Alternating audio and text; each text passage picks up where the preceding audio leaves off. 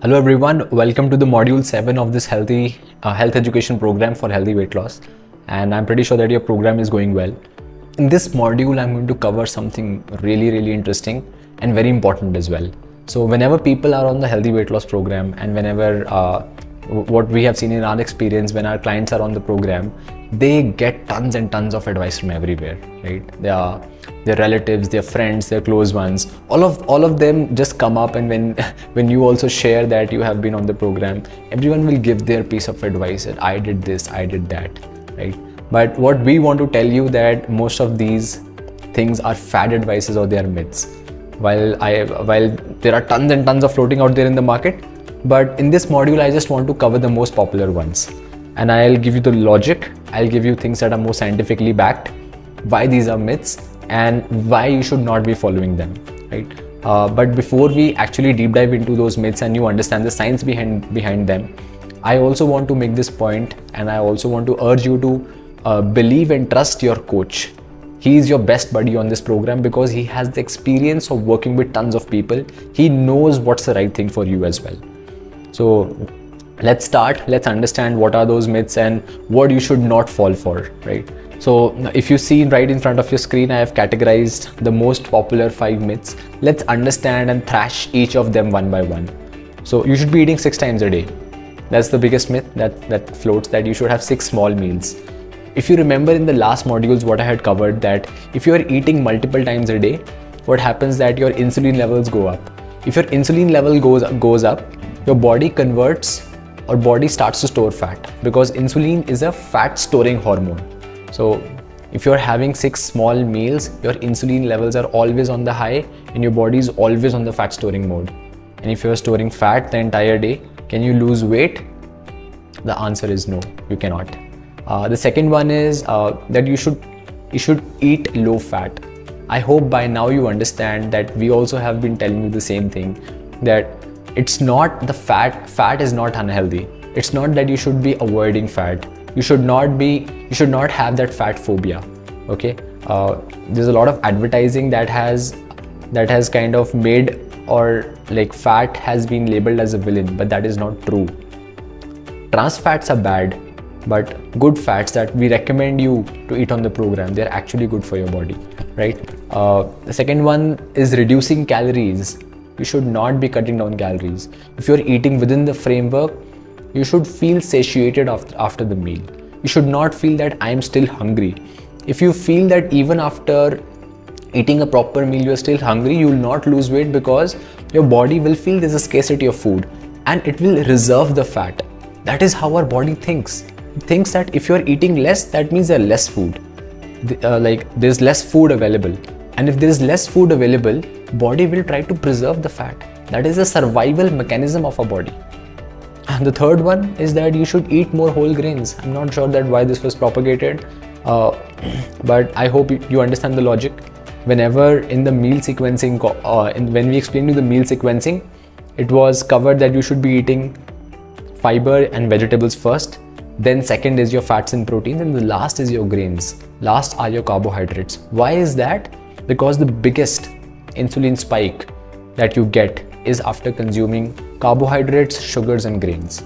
So on the fat loss program, on the weight loss program, it is important that we keep our blood insulin levels low, because it's not about calories, it's about hormones. Obesity is a problem of hormonal imbalance. And if it is a problem of hormonal imbalance, we need to bring that back into check. And if we want that to come into check, what is the most important? That we eat more fats and proteins, we eat more fibers that don't spike our insulin levels to that extent. Next is eat more vegetables and fibers. That is something that we also tell you, that eat more vegetables and fibers. But that is not the only thing that you should be eating. If you're eating just vegetables and fibers, what will happen? That you will start losing muscle mass, your skin will start sagging, you might start suffering from hair fall, because your body needs a proper balanced meal which is high on fat and protein and has fiber as well. So it's not recommended that you should be eating just vegetables and just fiber. Absolutely not recommended. The last one, that is the most dangerous one that I would also want to deep dive on, that breakfast is the most important meal of the day. It is not. It's a myth. It's a myth that breakfast is the most important meal of the day. We'll kind of understand this one in depth, but this is just a list of 5. But if you ask me, I can go on and on. There's so many variety of things that are hilarious that we keep on listening from our clients on a day-on-day basis. But the only one thing that I want to tell you is that you should only trust your coach here. Okay, you should just follow him because he has the experience of helping a lot of people and he knows what is best for you. He's your best buddy and I am your best co-buddy here. And if you ask me that why are there so many myths being propagated, because the problem is so big, everyone has a different approach, everyone has a different solution. No problem with that. But there are some of them are scientifically backed, some things are not scientifically backed. You should only follow the advices which make sense, which are backed by logic. And if you ask me that why are there so many fad advices floating in the market, because actually no one makes money when you eat right. Now everyone would have a different opinion on this, but this is what we feel, that you should be doing the things that your coach tells you.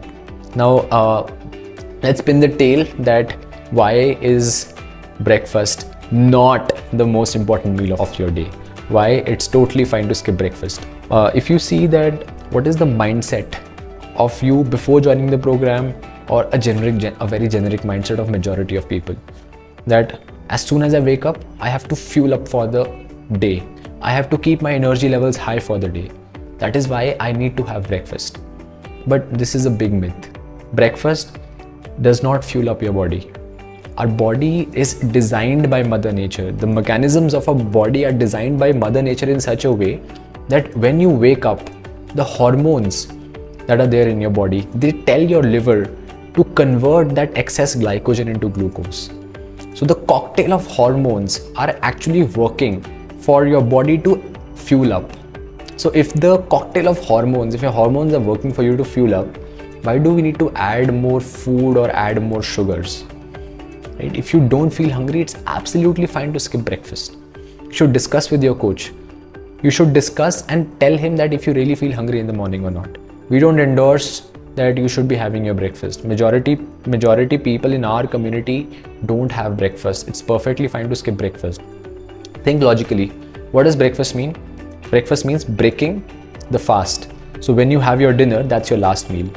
Between your last meal, you doze off for 7 to 9 hours. So for those 9 hours you are fasting. Now when you have your first meal, you are breaking the fast. That is what breakfast fundamentally and primarily means. But what did I tell you in the first week or the first module? You should balance your feeding and fasting windows. You should fast for at least 12 to 14 hours for your body to reset. And if we want that, if we are delaying the breakfast, if we are delaying breaking the fast, it's actually good for the body, right? It's very important that we allow the body to cleanse and reset itself. So you should not be hogging onto the food the minute you wake up. Your liver is actually doing that part for you. Your hormones are actually doing that part for you. They're telling your liver to convert the stored glycogen back into glucose, right?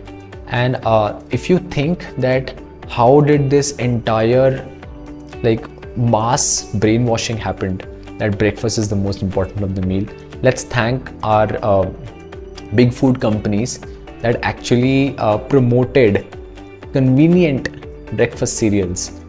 So if you see, majority of people in the mornings are in a rush.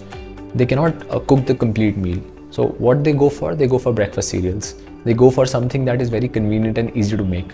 And that was the opportunity that big food companies actually pounded on. And they said breakfast is the most important meal of the day and this is what you should have.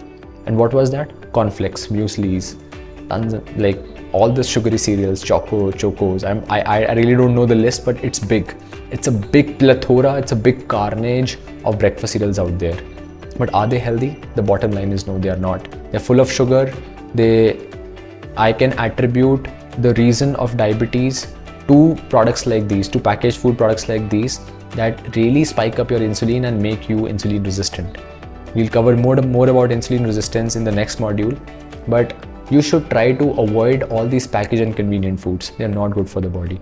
And the mass brainwashing that advertising usually has done, it is time to reverse that. It is time to get educated and take control of what you should be putting in your mouth.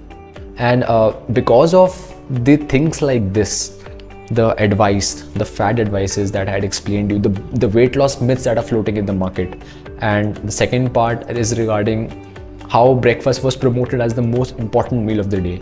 You know, these are just two basic myths that I had covered, and how breakfast was promoted. Because of things like this, obesity is a big pandemic these days. And if you see, because of the myths that are floating in the market and mass brainwashing for breakfast as the most important meal of the day, you know that every 3 out of 4 people in urban India are suffering from obesity. And there's a stat that 2.5 billion people are obese globally. If you see the global population, that is 7 billion. 2.5 out of 7 billion, that is almost 1/3. 1/3 of the population is obese. Why is this? It is because of problems like these. It is because of poor nutrition advice. It is because of lack of health education. It is because of lack of health awareness that so many people are suffering from obesity these days. And mind you, it is not just a rich world problem. If you look around, you will find everyone is suffering from some kind of chronic condition, and obesity is the most common one. It is the root where other things start to happen, like diabetes, PCOS, hypothyroidism.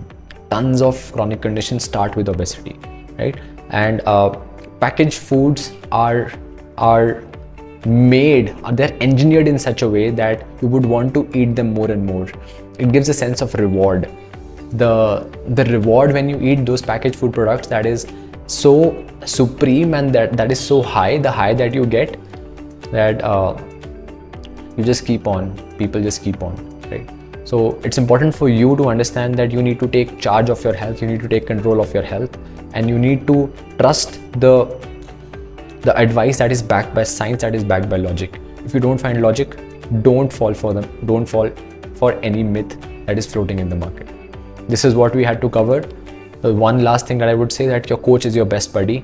If you find anything fishy, if you feel that this is right, check with him.